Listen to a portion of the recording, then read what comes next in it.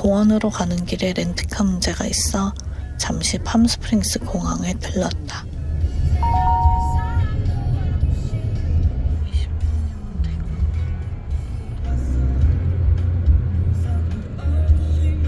You have arrived. 전날 야시장에서 만난 미국인 부부에게 추천받은 길이 있어 원래 가려던 북쪽이 아닌 반대편 남동쪽으로 돌아가게 되었는데 이국적인 팜트리 농장 같은 곳도 지나고 꽉 막힌 10번 고속도로를 보며 돌아가도 이쪽으로 오길 잘했다 생각하며 가게 되었다. 이렇게 모여있으니 또 미얀마 뭐 어떤 느낌인지 알지?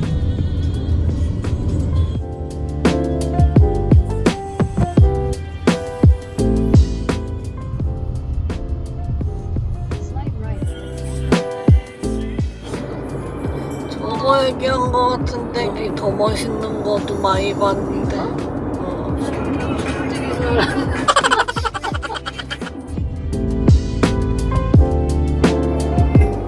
유타 여행 때 눈 호강을 너무 많이 했어.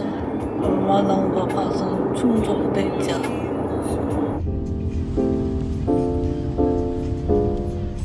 여기는 가치가 별로 없어.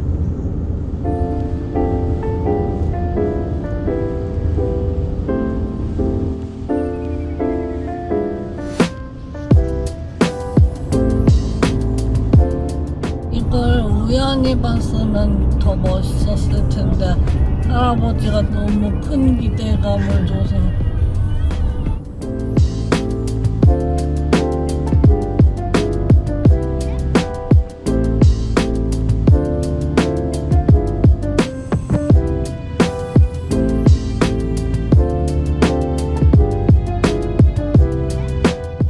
끝이 없어 줄이.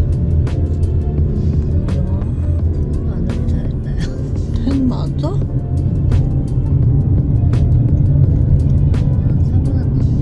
심한데?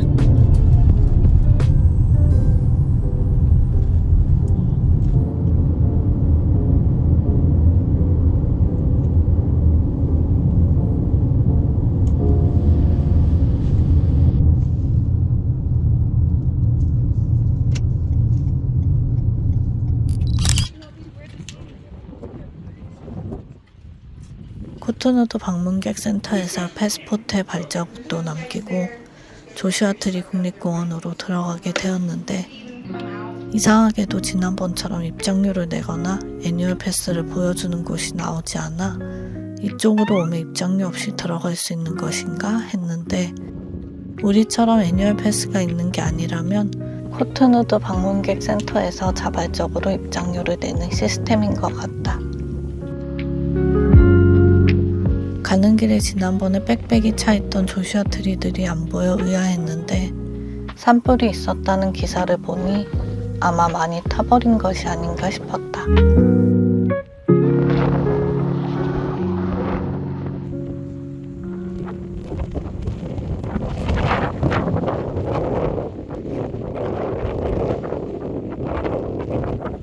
아치락을 향해 하이킹을 하러 갔다.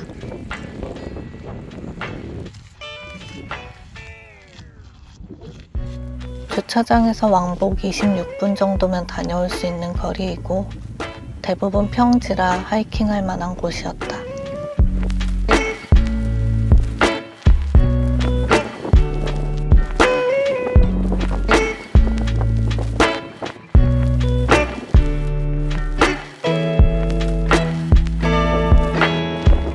사막에 한 그루씩 듬성듬성 서 있는 조슈아 트리 나무들이 너무 예뻤다.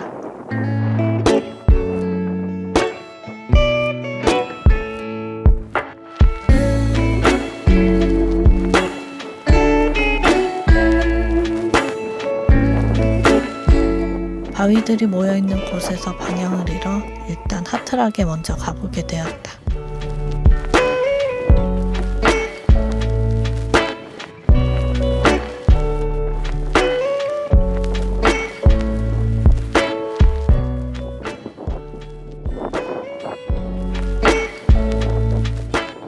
우연적으로 이렇게 하트 모양의 바위가 생겼다니 진짜 사진 명소가 될 만하다 싶었다.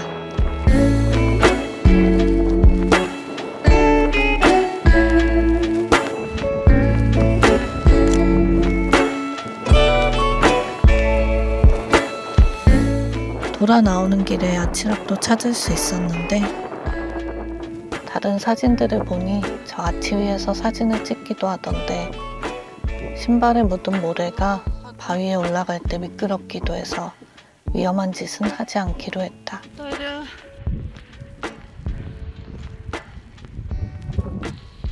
전보랍 쪽도 잠시 들렀다 바로 키스뷰를 향해 달려보았다. 가는 길에 엄청난 조슈아 트리 군락지를 만나게 돼 쾌재를 불렀다. 다 타버린 줄 알고 실망했는데 정말 다행이었다.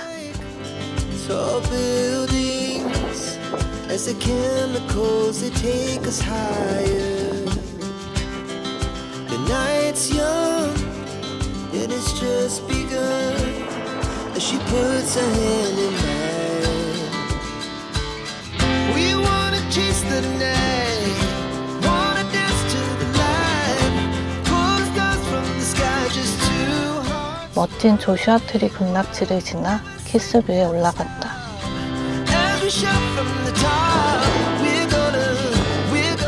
키스뷰는 일몰 명소로 유명한데 지난번에 못 가봐서 가게 되었다.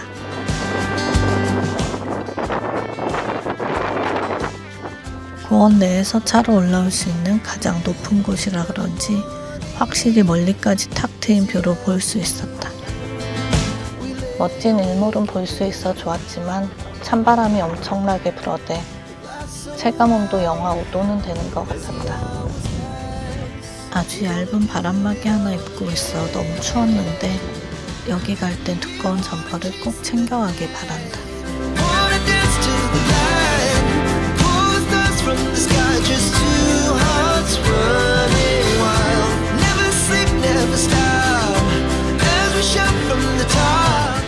일몰을 보고 어두워지기 전에 서둘러 내려오는데 조슈아 트리 배경색이 너무 아름답게 물들어 있었다.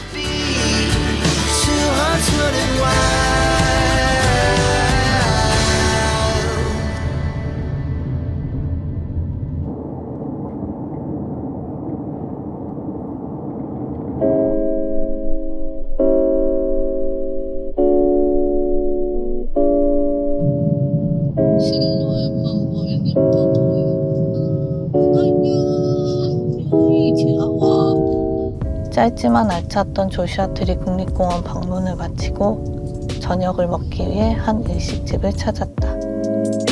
맛집까지는 아니었지만 따뜻한 우동 국물이 얼음몸을 녹이기에 충분했고 나름 만족했다. 배를 채우고 나온 우리는 서둘러 예약해둔 호텔로 이동했는데 어둠을 헤치고 가다 보니 갑자기 시야가 너무 흐려졌는데 비가 내리는 것은 아니라 안개인가 싶었으나 알고 보니 엄청난 모래바람이었다. 모뉴먼트 밸리에서 최악의 모래바람을 맛본 적 있지만 밤에 보는 건 처음이라 매우 당황했다. 어둠 속에서 라이트 빛에 흩어지는 모래바람이 사뭇 무섭기까지 했고 차에 기스나는 건 아닌가 걱정이 되기도 했다. 뭔가 공포스러운 밤이었다.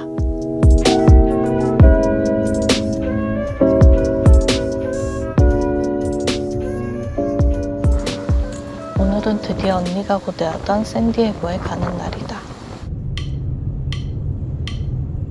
오늘도 아침부터 모래바람이 많이 불었다.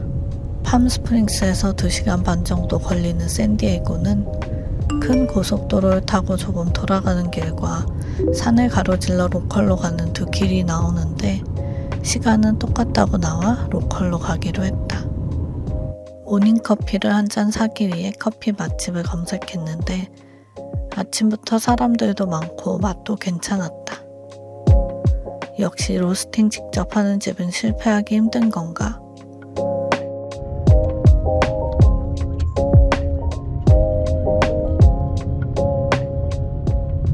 이빙 데설트가 주 아니야? 봤어!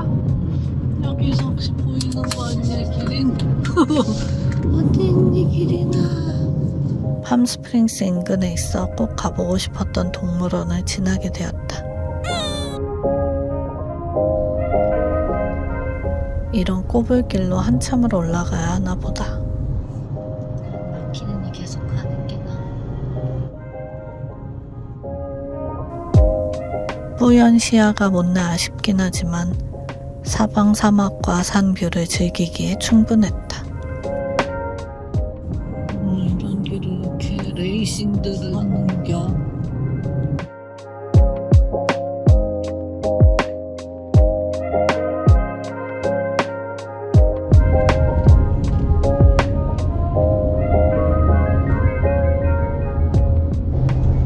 강원도 옥수수 찐빵.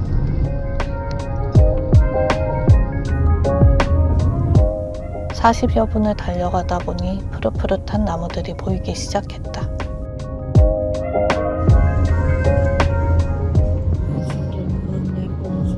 심한 초록이들이 맞아줄게.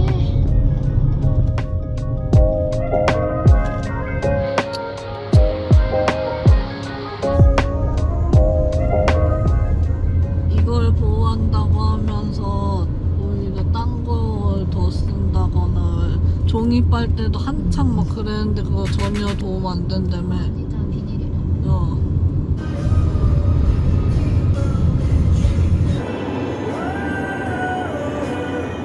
개인적으로 멋진 사막뷰를 좋아하긴 하지만 마른 사막 뒤에 만나는 초록의 향연은 확실히 눈을 시원하게 해주는 게 있다.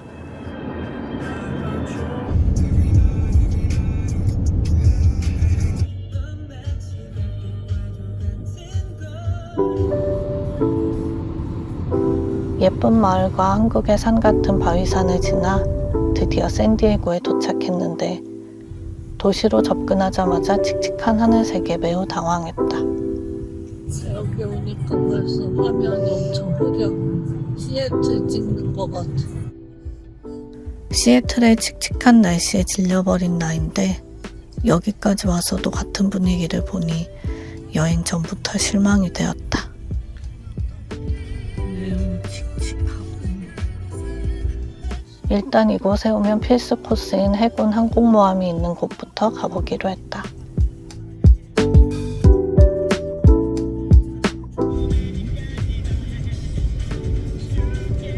이런 배가 아니었는데 엄청난 함정 같았는데. 저거다 저거.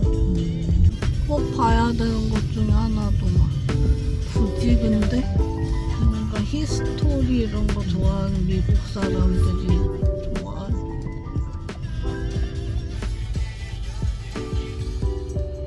주말에다 휴일이 끼어서 엄청난 인파가 있었다.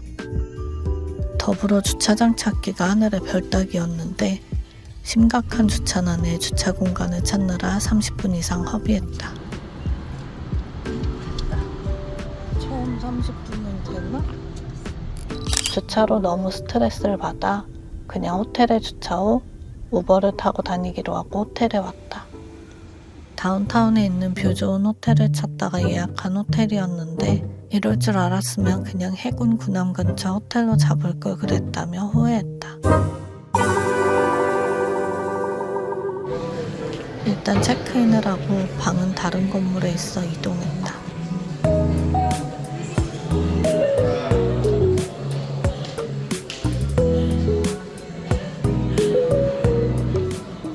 비행기도 난다. 여러모로 실망하고 피곤했는데 호텔 뒤쪽 보트 정박지를 보니 조금은 기분이 업되었다.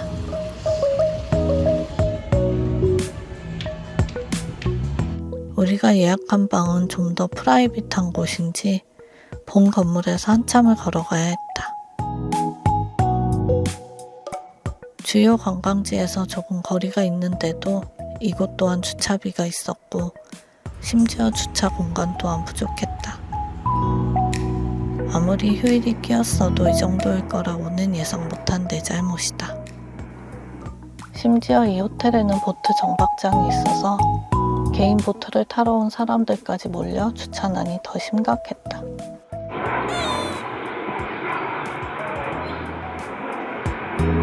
원래 계획은 구남이 있는 곳에서 봐둔 시푸드 식당에서 점심을 먹으려 했으나 주차난 때문에 미뤄져 일단 호텔에 있는 델리에서 간단히 요기를 하기로 하고 튜나 샌드위치를 사 먹었다.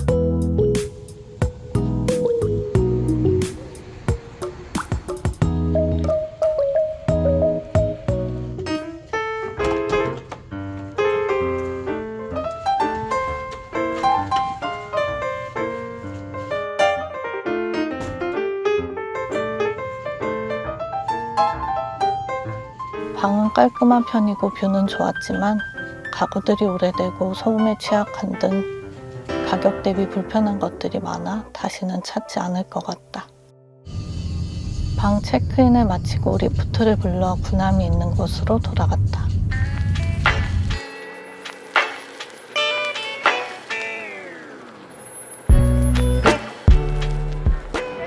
샌디에고에서 가장 유명한 랜드마크 중 하나인 구남이다.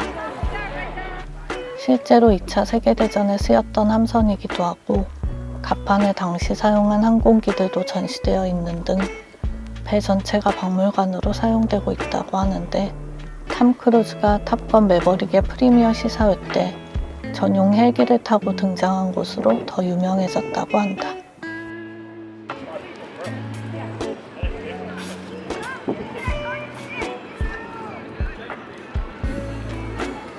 유명한 해군과 간호사의 키스 동상이다. 라이프 잡지에 실렸던 2차 세계대전에서 일본에게 승리 후 기쁨을 나눈 해군 병사와 간호사의 키스 사진을 모티브로 만든 대형 동상이라고 한다.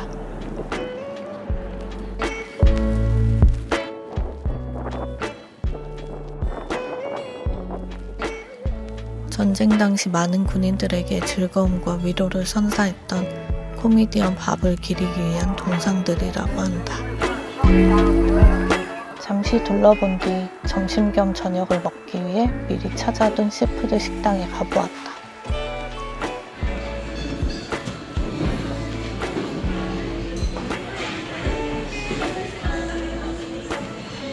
점심시간이 지났는데도 웨이팅이 좀 있어 연락처를 적어두고 밖에 나와 구경을 하며 기다렸다.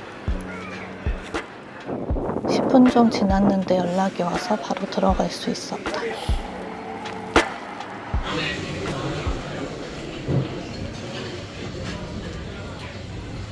다행히 맘에 드는 오션뷰 자리를 안내받았다.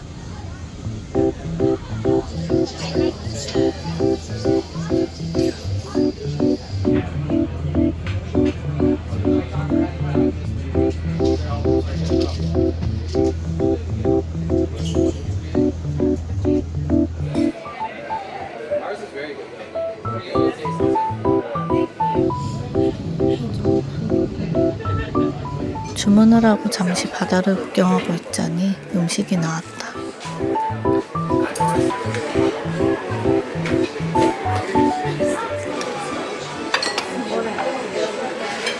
내가 좋아하는 그런 맛이 에그인 헬맛. 잘하고 있어.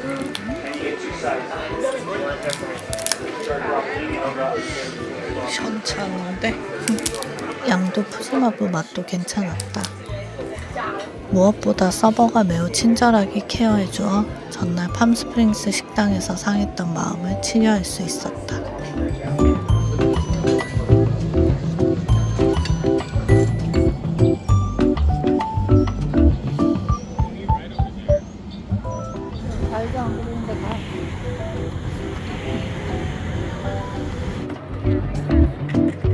맛있는 식사 후 다음 목적지인 발보아 파크에 갔다. 샌디에고의 또 다른 대표적인 랜드마크인 발보아 파크는 1915년 중앙아메리카 대륙을 관통하는 파나마 운하의 개통을 기념하기 위한 캘리포니아 박람회의 개최지로 만들어 사용했던 곳이라고 한다. 그때 만들어진 건물들은 동물원 미술관, 자동차 박물관, 항공우주 박물관 등으로 개조해 사용하고 있다고 한다. 이민호 박신혜 주연의 유명한 드라마 상속자들에 나와 한국 사람들에게도 널리 알려져 있는 곳이다.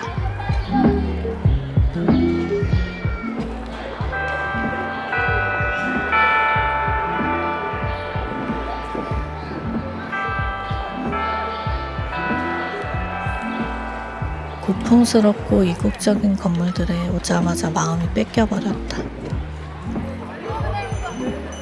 스페인과 멕시코 스타일 건축 양식들이라 들었는데 뭔가 동남아시아의 유럽 사람들이 남기고 간 건축물들 느낌이나 새로웠다.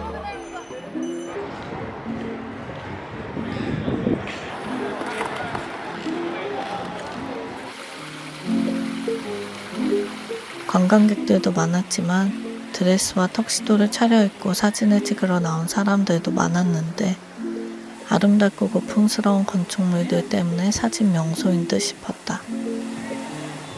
날이 맑았으면 훨씬 아름다웠을 것 같아 더 아쉬웠다.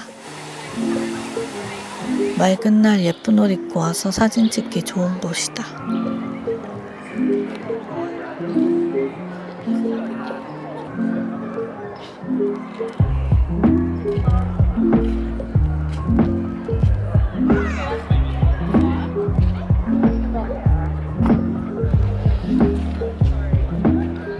여기는 뭘까?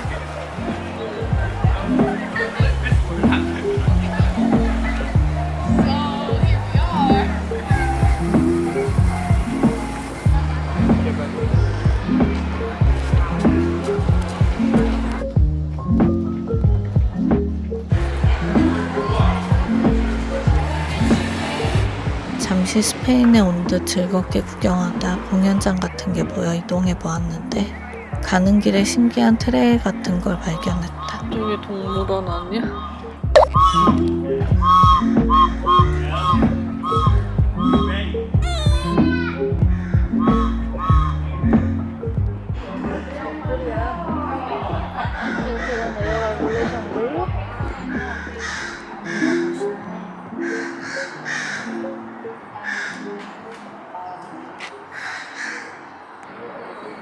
이곳은 세계에서 가장 큰 야외 파이프 오르간 중 하나를 보유하고 있는 야외 공연장이란다. 매주 일요일에는 무료 공연도 한다는데 이날은 미국 고등학생들의 파티인 프롬을 가기 전에 온 듯한 학생들이 많이 보였다.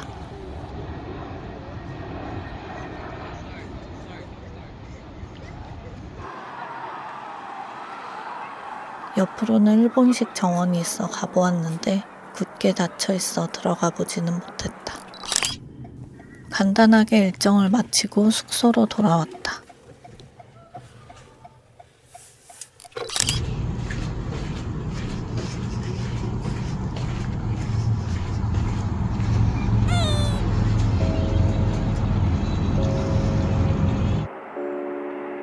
해가 벌써 진 건가? 시간도 늦고 피곤해 오늘 더 있었던 일정은 내일로 미루기로 했다.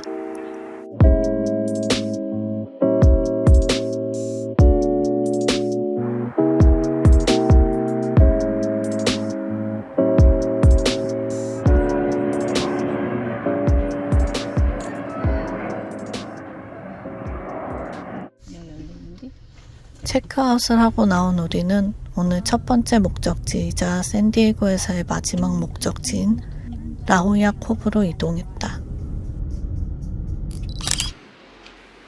라호야 코브는 샌디에고의 작은 해변으로 멋진 해안 절벽과 바다 사자와 물개, 그리고 펠리컨 등의 서식지로 유명하고 바다 사자와 함께 스노클링을 하는 곳으로도 유명한 곳이다.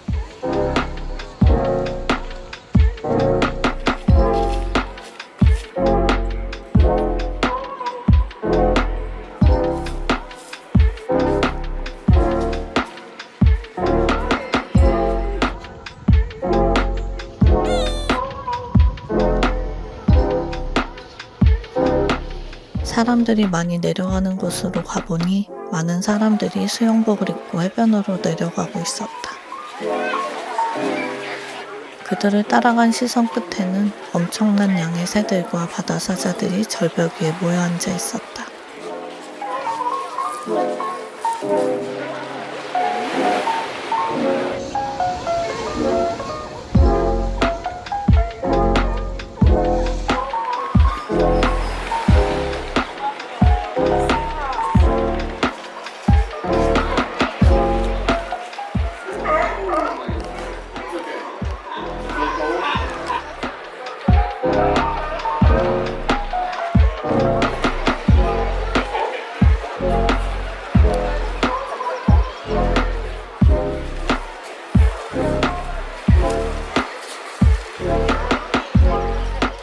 귀엽게 노는 물개들 사이로 한 커플이 눈에 들어왔는데 물개 바로 옆에서 인증샷을 찍고 있었다.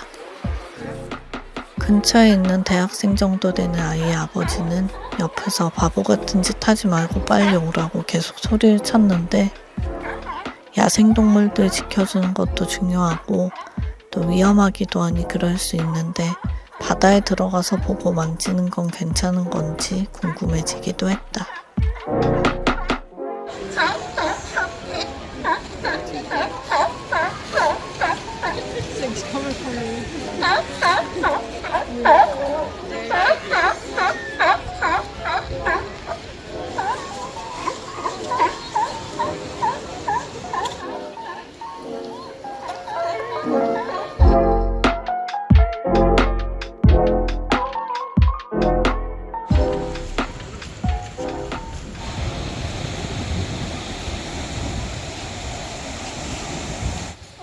사실 뭐가 물개고 뭐가 바다사자인지 잘 모르겠지만 막연히 까만 아이들이 물개, 황토색 아이들이 바다사자가 아닐까 싶었다.